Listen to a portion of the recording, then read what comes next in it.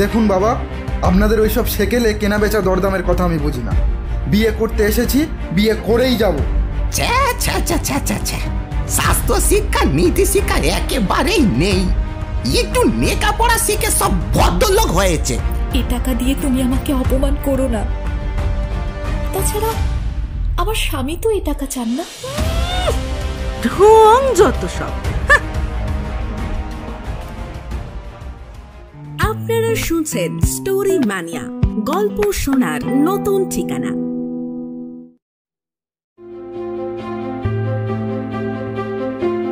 নমস্কার, স্টোরি ম্যানিয়ার পক্ষ থেকে আপনাদের সকলকে জানাই নতুন বছরের হার্দিক শুভেচ্ছা। নতুন বছর আপনাদের জন্য হয়ে উঠুক আনন্দময়। আপনাদেরকে অনেক ধন্যবাদ আমাদের সাথে থাকার জন্য। সঙ্গে থাকবেন, নতুন বছরে আসছে আরও অনেক চমক। বাংলা সাহিত্যের কিছু রোমহর্ষক গল্পের সমন্বয় নিবেদিত আমাদের এক বিশেষ প্রচেষ্টা স্টোরি ম্যানিয়া। আজ আপনাদের জন্য রবীন্দ্রনাথ ঠাকুরের লেখা দেনা পাওনা। মেয়েকে স্বামীর ঘরে বিদায় দেওয়ার জন্য পাত্রীর বাবাকে দিতে হয় বিপুল পরিমাণ পণ, যা বর্তমান সমাজে শাস্তিযোগ্য অপরাধ। কিন্তু একসময় এই পণ প্রথা সমাজে মহামারীর মতো ছড়িয়ে পড়েছিল।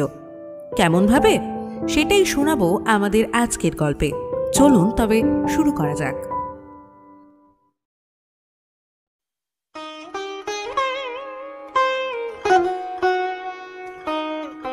গল্পের শুরু রামসুন্দরের এক কন্যা সন্তানকে নিয়ে।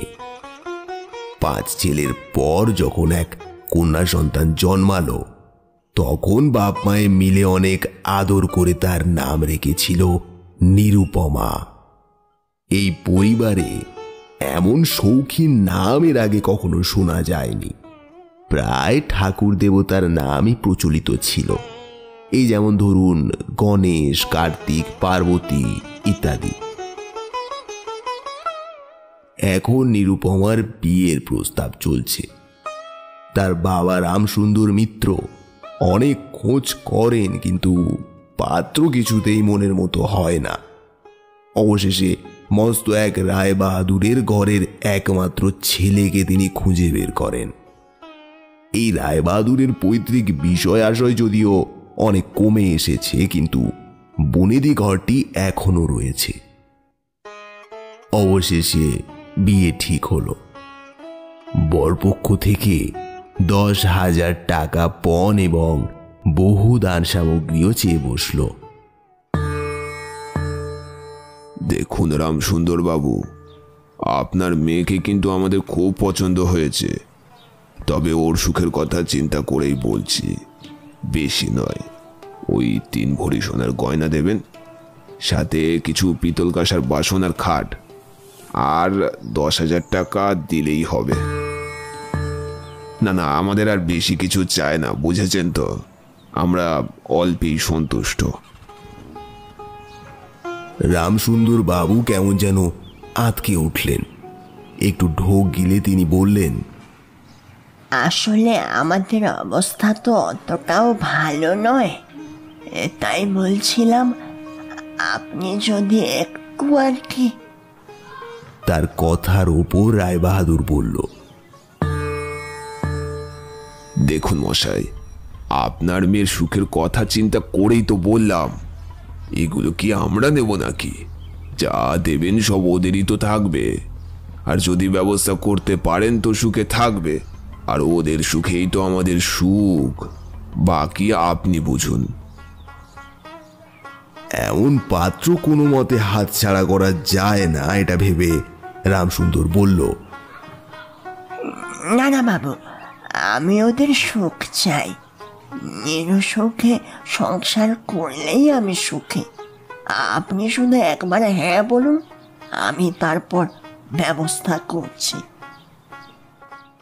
বিয়ের পাকা কথা সম্পন্ন হলো, কিন্তু কিছুতেই টাকার জোগাড় আর হলো না। বন্ধক দিয়ে বিক্রি করে অনেক চেষ্টাতেও 1,000 বাকি রইল। এদিকে আবার বিয়ের দিনও কাছে আসতে থাকলো। অবশেষে বিয়ের দিন এসে উপস্থিত। নিতান্ত অতিরিক্ত সুদে একজন বাকি টাকা ধার দিতে স্বীকার করেছিল, কিন্তু ঠিক সময় সে এসে উপস্থিত হলো না। তাই বিয়ের রাতে বিবাহ সভায় তুমুল গোলযোগ বেঁধে গেল।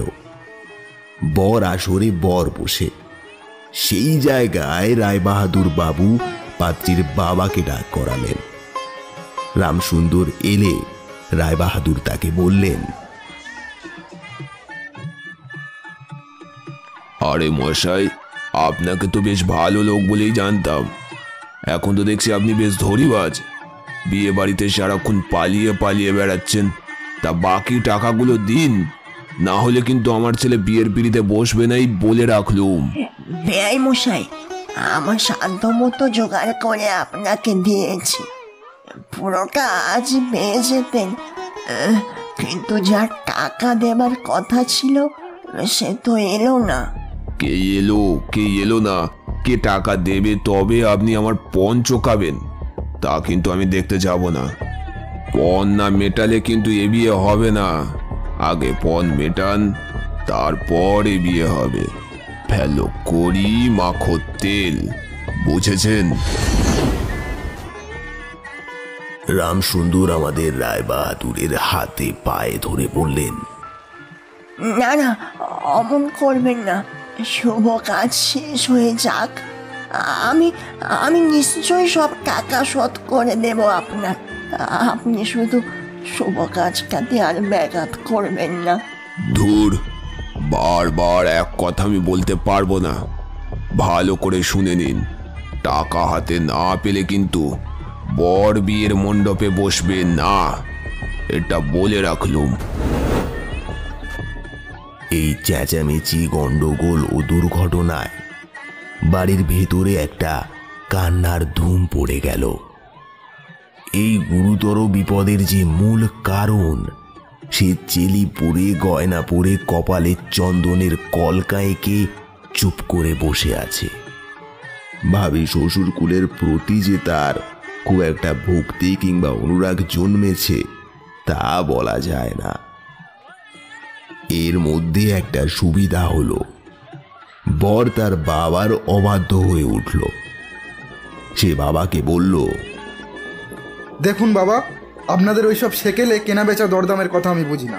বিয়ে করতে এসেছি, বিয়ে করেই যাব। এই কথা শুনে রায়বাহাদুর রাগে ফেটে পড়লেন। সে যাকেই সামনে দেখতে পেলেন তাকেই বললেন, দেখলেন মশাই, দেখলেন আজকালকার ছেলেদের ব্যাপার স্যাপার। একটুখানি লেখাপড়ায় শিখেছে, বাপের মুখে মুখে কথা। বাপের মুখে মুখে কথা আমি সহ্য করতে পারছি না। ওফ! পাশে থাকা দু একজন বয়স্ক লোক বললেন, স্বাস্থ্য শিক্ষা, নীতি শিক্ষা একেবারেই নেই। একটু লেখাপড়া শিখে সব ভদ্রলোক হয়েছে। ও বাবা, একটু শরবত দিয়ে যাও তো। বর্তমান শিক্ষার বিষময় ফল নিজের সন্তানের মধ্যে দেখে রায়বাহাদুর হতোদ্যম হয়ে বসে পড়লেন। অবশেষে বিয়েটা শেষ হলো বটে, কিন্তু জৌলুস জাঁকজমকহীন ভাবে। শ্বশুর বাড়ি যাওয়ার সময় নিরুপমাকে বুকে টেনে নিয়ে বাবা তার চোখের জল আর ধরে রাখতে পারল না। রামসুন্দর বলল, তুই চলে যাচ্ছিস দেখে আমার মুখটা যেন কেমন খালি খালি লাগছে মা। খুব কষ্ট হচ্ছে মা। কাঁদিস না মা, কাঁদিস না। তারা কি আর আমাকে আসতে দেবে না বাবা? কেন আসতে দেবে না মা? আমি তোমাকে নিয়ে আসব। নিরুপমা বিদায় নিল। রামসুন্দর প্রায় মেয়েকে দেখতে যান, কিন্তু বিয়ে বাড়িতে তার কোনো প্রতিপত্তি নেই।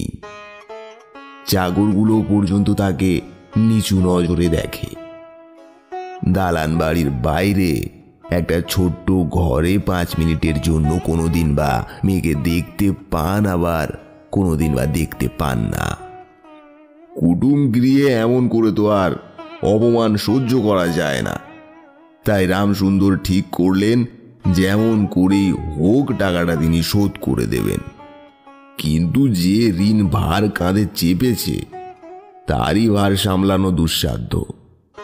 খরচপত্রের অত্যন্ত টানাটানি পড়েছে এবং পাওনাদারদের দৃষ্টিপথ এড়ানোর জন্যই সর্বদা নানা রকম হীন কৌশল অবলম্বন করতে হচ্ছে।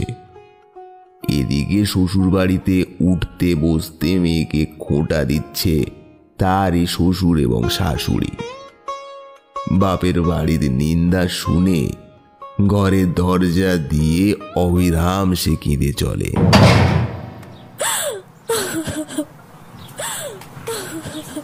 পারবে না যখন তখন পাকা কথা কেন দিয়েছিল?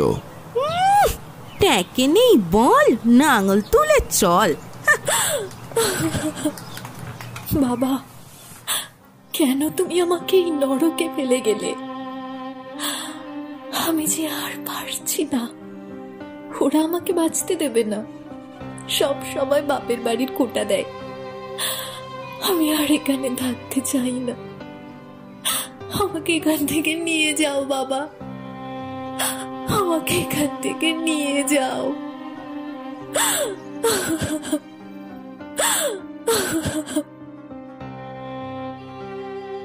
এদিকে প্রতিবেশী কোনো লোক বউয়ের প্রশংসা করে বলে, আহা কি শ্রী! বউয়ের মুখখানি দেখলে যেন চোখ জুড়িয়ে যায়। শাশুড়ি ঝংকার দিয়ে ওঠে, তারপর বলে, শ্রী তো ভারী, যেমন ঘরে তেমনই শ্রী। এমনকি বউয়ের খাওয়া পড়ারও যত্ন হয় না। যদি কোনো প্রতিবেশী এ ব্যাপারে কিছু ভুল দেখিয়ে বলে তখনই শাশুড়ি বলে ওঠে, ওই ঢের হয়েছে। বাপ যদি পুরো দাম দিত তো মেয়ে পুরো যত্ন পেত। শ্বশুর ঘরের সকলেই এমন ভাব দেখায় যেন বধূর এখানে কোনো অধিকারই নেই, ফাঁকি দিয়ে প্রবেশ করেছে। বোধহয় মেয়ের এই সকল অনাদর এবং অপমানের কথা বাবার কানে গিয়েছে। তাই রামসুন্দর অবশেষে বসত বাড়ি বিক্রির চেষ্টা করতে লাগলেন। কিন্তু ছেলেদের যে বাড়ি ছাড়া করতে বসেছেন সে কথা তাদের থেকে গোপন রাখলেন। স্থির করেছিলেন বাড়ি বিক্রি করে সেই বাড়ি ভাড়া নিয়ে বাস করবেন। এমন কৌশলে চলবেন যে তার মৃত্যুর আগে কথা ছেলেরা জানতেও পারবে না। কিন্তু ছেলেরা জানতে পারল। সকলে এসে বাবার কাছে কেঁদে ফেলল। বিশেষত বড় তিনটি ছেলে বিবাহিত এবং তাদের কারোরও বা সন্তান আছে। তাদের আপত্তি অত্যন্ত গুরুতর হয়ে দাঁড়ালো। তাই বাড়ি বিক্রিও স্থগিত হলো।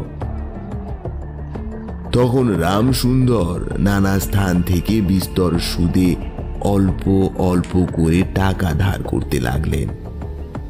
এমন হলো যে সংসারের খরচ আর চলে না। নীরু বাপের মুখ দেখে সব বুঝতে পারল। বৃদ্ধের পাকা চুলে, শুষ্ক মুখে এবং সাদা সংকুচিত ভাবে দৈন্য এবং দুশ্চিন্তার প্রকাশ হয়ে গেল। মেয়ের কাছে যখন বাপ অপরাধী তখন সে অপরাধের অনুতাপ কি আর গোপন রাখা যায়? রামসুন্দর যখন বেয়াই বাড়ির অনুমতি পেয়ে কিছু সময়ের জন্য মেয়ের সাথে সাক্ষাৎ করতেন তখন বাপের বুক যে কেমন করে ফাটে তা তার হাসি দেখলেই টের পাওয়া যেত। সেই বেদনা ভরা বাবার হৃদয়কে সান্ত্বনা দেবার জন্য নীরু নিতান্ত অধীর হয়ে উঠেছে। বাপের ম্লান মুখ দেখে সে আর দূরে থাকতে পারে না।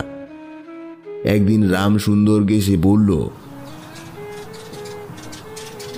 বাবা, আমাকে একবার বাড়ি নিয়ে চলো।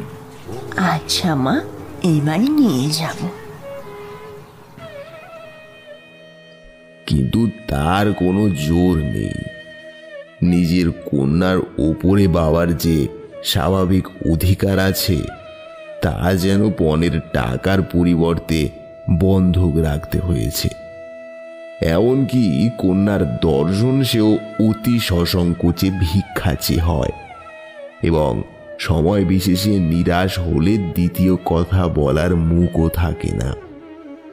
কিন্তু মেয়ে নিজে থেকে বাড়ি আসতে চাইলে বাপ তাকে না এনে কেমন করে থাকে।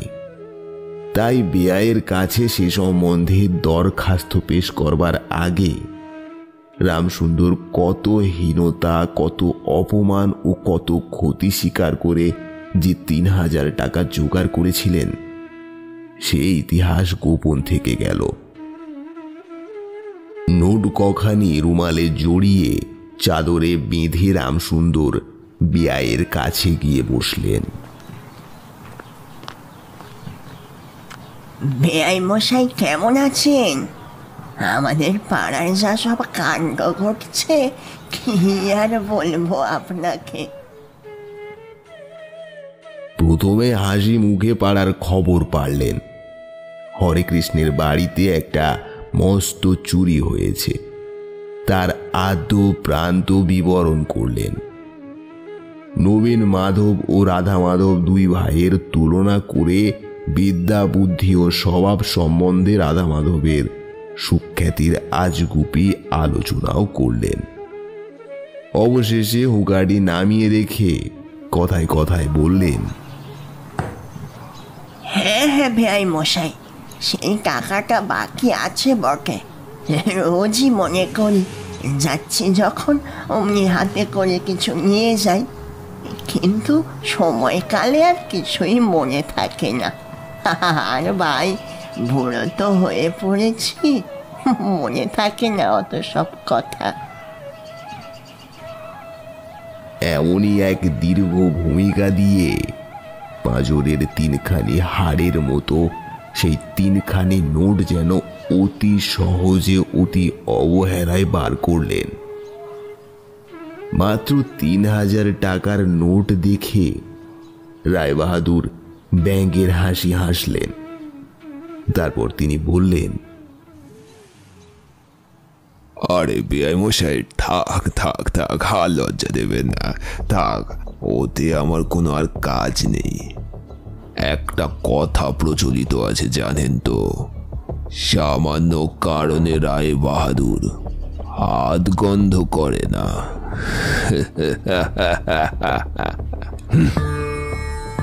মাত্র ৩,০০০ টাকা, যান, পুরো টাকা যেদিন আনতে পারবেন সেদিনই আসবেন।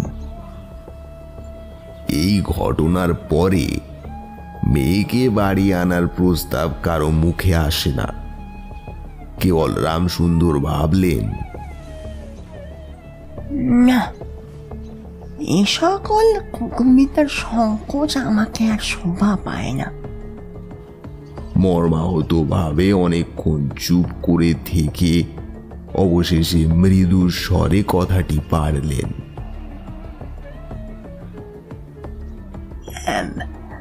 বলছিলাম কি বেয়াই মশাই, ওই বিয়ের পর থেকে তো মেয়েটা আর তার বাপের বাড়ি যায়নি, তা আপনি অনুমতি দিলে ওকে আর কি নিয়ে যেতাম। রায়বাহাদুর কোনো কারণ উল্লেখ না করে বললেন, সে এখন হচ্ছে না, যান, এখন আমার অনেক কাজ আছে। বলেই কাজের উদ্দেশ্যে তিনি অন্য জায়গায় রওনা দিলেন। রামসুন্দর মেয়ের কাছে মুখ না দেখিয়ে হাতে কয়েকখানি নোট চাদরের কোণে বেঁধে বাড়ি ফিরে গেলেন। মনে মনে তিনি প্রতিজ্ঞা করলেন, যতদিন না সমস্ত টাকা শোধ করে অসংকোচে মেয়ের ওপর তিনি দাবি করতে পারবেন ততদিন আর বেয়াই বাড়ি যাবেন না। বহুদিন গেল, নিরুপমা লোকের ওপর লোক পাঠায়, কিন্তু বাপের আর দেখা পায় না। অবশেষে অভিমান করে লোক পাঠানো বন্ধ করে দিল।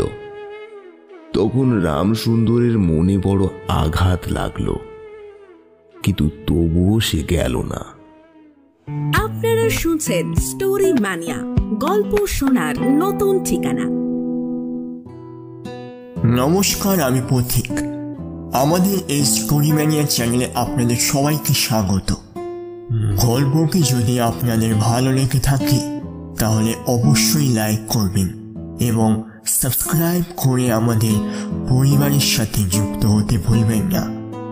গল্পটি কেমন লাগলো আপনাদের মতামত আপনারা কমেন্ট বক্সে জানাতে পারেন। আপনারা যদি কোনো গল্প সাজেস্ট করতে চান তাহলেও জানাতে পারেন। এবং সর্বোপরি আমাদের এই প্রচেষ্টাকে সকলের মধ্যে ছড়িয়ে দেওয়ার জন্য আপনাদের কাছে অনুরোধ রইল, যত পারবেন শেয়ার করবেন। ধন্যবাদ।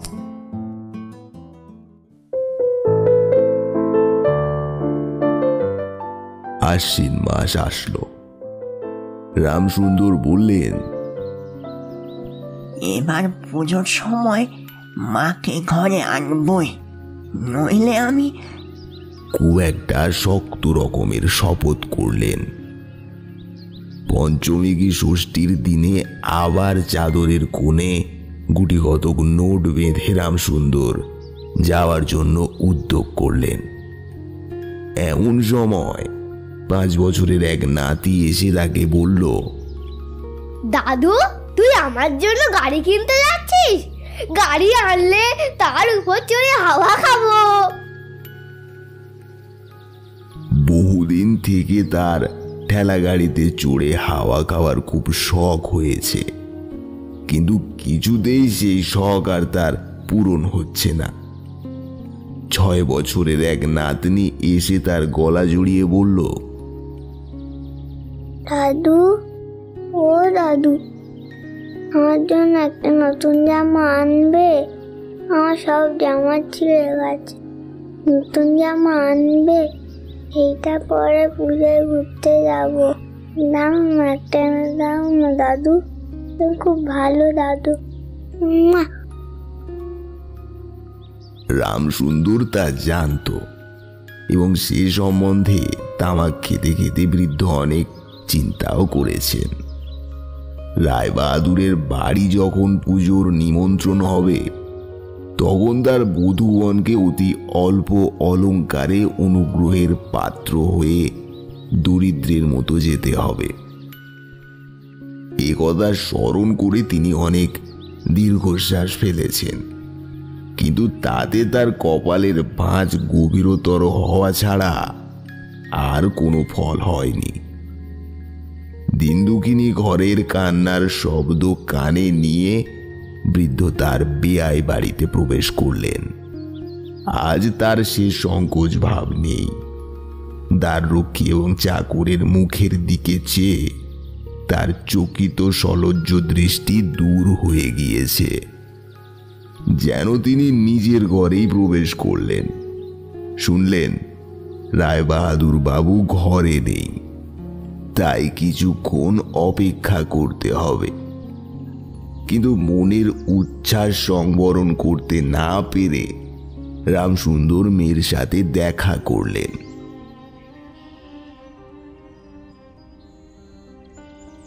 মা, তুই ভালো আছিস মা? কতদিন হয়ে গেল তোর সাথে দেখা হয় না। বাপের কথা তো একদম ভুলে গেছিস, তাই না বল?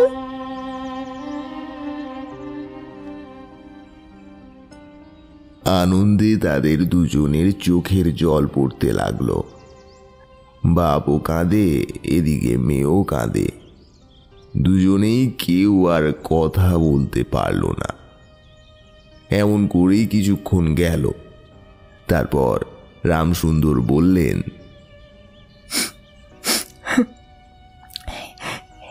এবার তোকে নিয়েই যাচ্ছি মা, আর কোনো অসুবিধা নেই।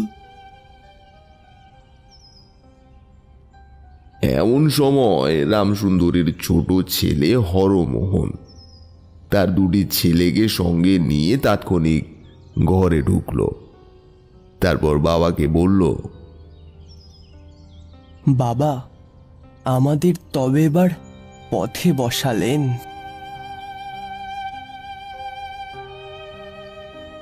রামসুন্দর হঠাৎ অভিমূর্তি ধারণ করে বললেন, তোদের জন্য কি আমি নরগামী হব?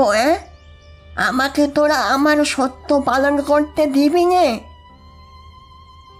রামসুন্দর এদিকে বাড়ি বিক্রি করে বসে আছে। ছেলেরা যাতে কিছুদিন আর জানতে পারে তার জন্য অনেক ব্যবস্থা করেছিলেন, কিন্তু তবুও যখন তারা জেনে গেছে দেখলেন, তাদের প্রতি হঠাৎ অত্যন্ত রুষ্ট ও বিরক্ত হয়ে উঠলেন। তার নাতি তার হাঁটু দুটি সবলে জড়িয়ে ধরে বলল, দাদু, তুমি আমার গাড়ি কিনে দিলে না, তুমি খারাপ দাদু।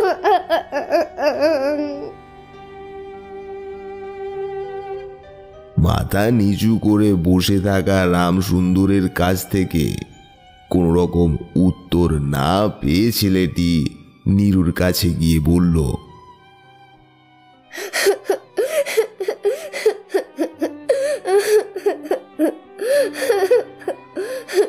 ও বেশি, তুমি আমার একটা গাড়ি কিনে দেবে?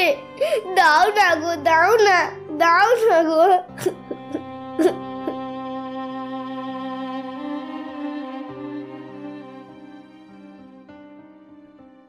নিরুপমা সমস্ত ব্যাপারটা বুঝতে পারল। বাবা, তুমি যদি আর 1 পয়সা আমার শ্বশুরকে দাও, তাহলে তোমার মেয়েকে আর দেখতে পাবে না। এই তোমার গা ছুঁয়ে বললুম। ছি মা, অমন কথা বলতে নেই। আর এই টাকাটা যদি না দিতে পারি তবে তোর বাপের অপমান, আর তোরও তো অপমান। টাকা যদি দাও তবেই অপমান? তোমার মেয়ের কি কোনো মর্যাদা নেই? আমি কি কেবল একটা টাকার থলি? যতক্ষণ টাকা আছে ততক্ষণ আমার দাম। না বাবা, এ টাকা দিয়ে তুমি আমাকে অপমান করো না।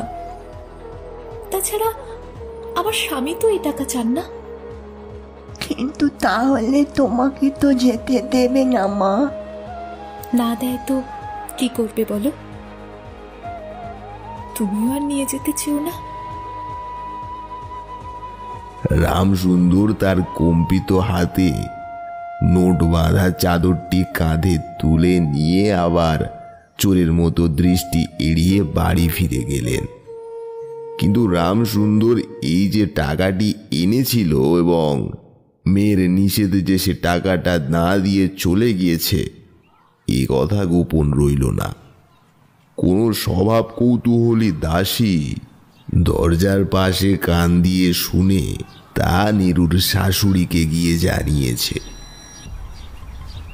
জানেন মা ঠাকুরন, নীরু বৌদির বাবা এসেছিল টাকা দিতে, কিন্তু বৌদি দিতে বারণ করলে। আর বাপটাও কি নির্লজ্জ, টাকাটা না দিয়ে চোরের মতো পালিয়ে গেল। কথাটি শুনে তার আর আক্রোশের সীমা রইল না। নিরুপমার জন্য তার শ্বশুর বাড়ি সরসজ্জা হয়ে উঠল।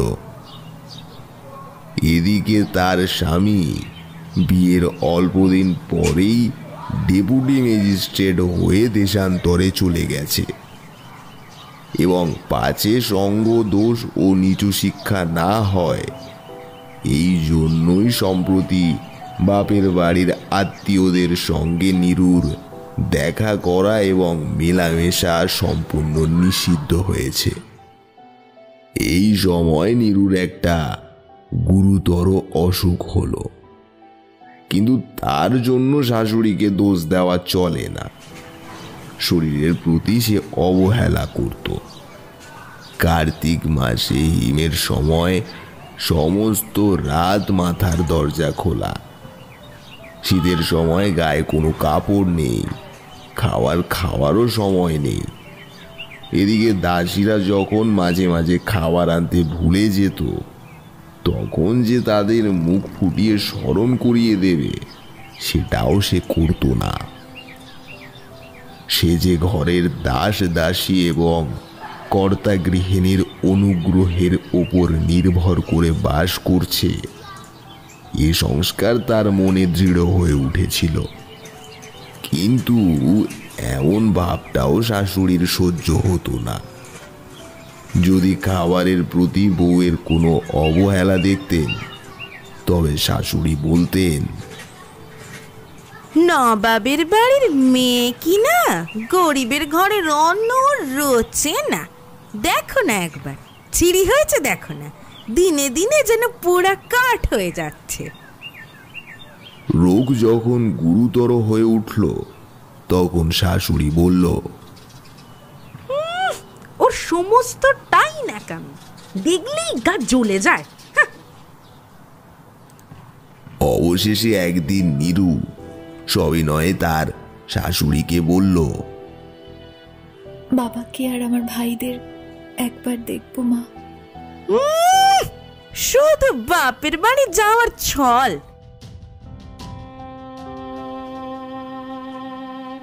নীরুর আর তার বাবাকে দেখা হলো না। দিনে দিনে নীরুর অসুস্থতা কমার বদলে বাড়তে লাগলো। যেদিন সন্ধ্যের সময় নীরুর শ্বাসকষ্ট বেড়ে গিয়েছিল, সেই দিনই ডাক্তার প্রথম তাকে দেখল, এবং সেই দিনই ডাক্তার দেখা শেষ হলো। মা ঠাকুরন, বৌদিদির তো শেষ দশা চলছে, আর মনে হয় না আমার ওষুধে কাজ হবে।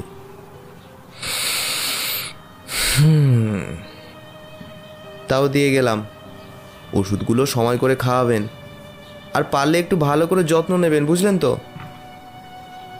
2 দিন পর বাড়ির বড় বউ মরল। মামা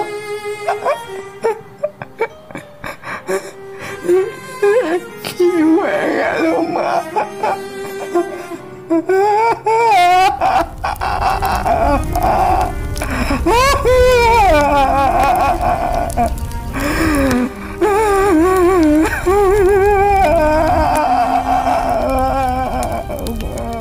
ধুমধাম করে শ্মশান যাত্রা সম্পন্ন হলো। প্রতিমা বিসর্জনের জাঁকজমক সম্বন্ধে জেলার মধ্যে চৌধুরীদের যেমন লোকবিখ্যাতি ও প্রতিপত্তি আছে, বড় বউয়ের সংস্কার সম্বন্ধে রায় বাহাদুরদেরও ঠিক সেই রকমই খ্যাতি রটে গেল। এমন চন্দন কাঠের চিতা এ মুলুকে কেউ কখনো দেখেনি। এমন ঘটা করে শ্রাদ্ধ কেবল রায় বাহাদুরদের বাড়িতেই সম্ভব, এবং শোনা যায় এতেই তাদের একটু ঋণ হয়ে গিয়েছিল। এদিকে রামসুন্দরকে সান্ত্বনা দেওয়ার সময় তার মেয়ের যে কিরকম মহা সমারোহে মৃত্যু হয়েছে, সকলেই তার বিস্তর বর্ণনা করল। আপনি এত কষ্ট কেন পাচ্ছেন? আপনার মেয়ে তো ভাগ্যবতী, তাই তো চন্দন কাঠে নিজের শেষ যাত্রা সম্পন্ন করলো। ওর স্বর্গলাভ হবে, দেখে নেবেন, ওর স্বর্গলাভ হবে। আপনি শুধু শুধু কষ্ট পাবেন না। শান্ত হন, এবার একটু শান্ত হন। আপনি তো পারলেন না সমস্ত পণ শোধ করতে, তারপরও আমরা তার শ্রাদ্ধের জন্য পুরো গ্রামকে নিমন্ত্রণ দিয়েছিলেন। পুরো গ্রামের মানুষের আশীর্বাদ তার সাথেই আছে। রামসুন্দর মেয়ের কষ্টে এতটাই কাতর ছিল যে কারোর কথা তার কানে ঢুকছিল না। দুটি চোখ দিয়ে কেবল অঝরে জল ঝরছিল।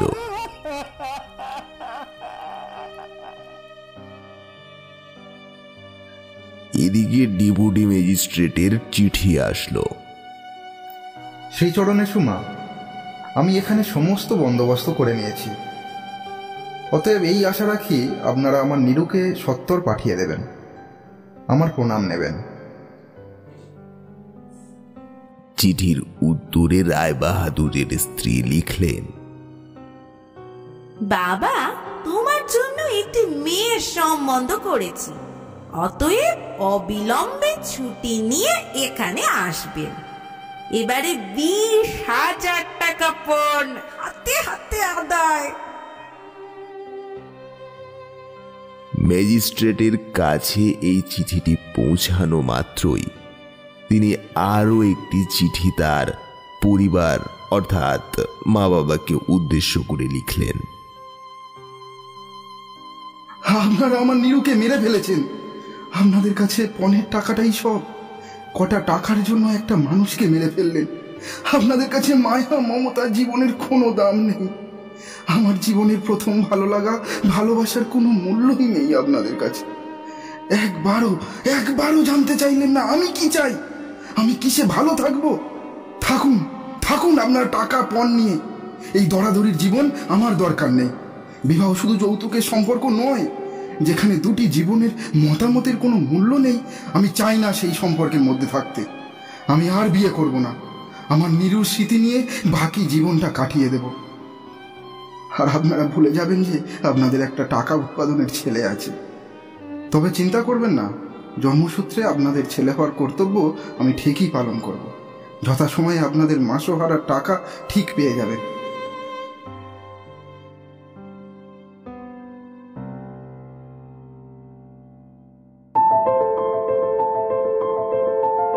শুনলেন আজকের গল্প রবীন্দ্রনাথ ঠাকুরের লেখা দেনা পাওনা। কথক, বৃদ্ধ ও ডাক্তারের ভূমিকায় অভিজিৎ, নিরুপমার ভূমিকায় আফসানা, রামসুন্দরের ভূমিকায় পথিক, গায়ের লোক শান্তা, নাতি ময়ূক, দাসী সুস্মিতা, নাতনি মোহর, নীরুর স্বামী ঋত্বিক, হরমোহন প্রীতম, রায়বাহাদুর তুহিন, নিরুপমার শাশুড়ির চরিত্রে আমি খুশি। শেষ হলো আজকের গল্প দেনা পাওনা। পরের বার ফিরছি আরও এক ভিন্ন স্বাদের গল্প নিয়ে। ততক্ষণ শুনতে থাকুন, শোনাতে থাকুন আমার প্রিয়, আপনার প্রিয় স্টোরি ম্যানিয়া। সাথে সুস্থ থাকুন এবং ভীষণ ভালো থাকুন।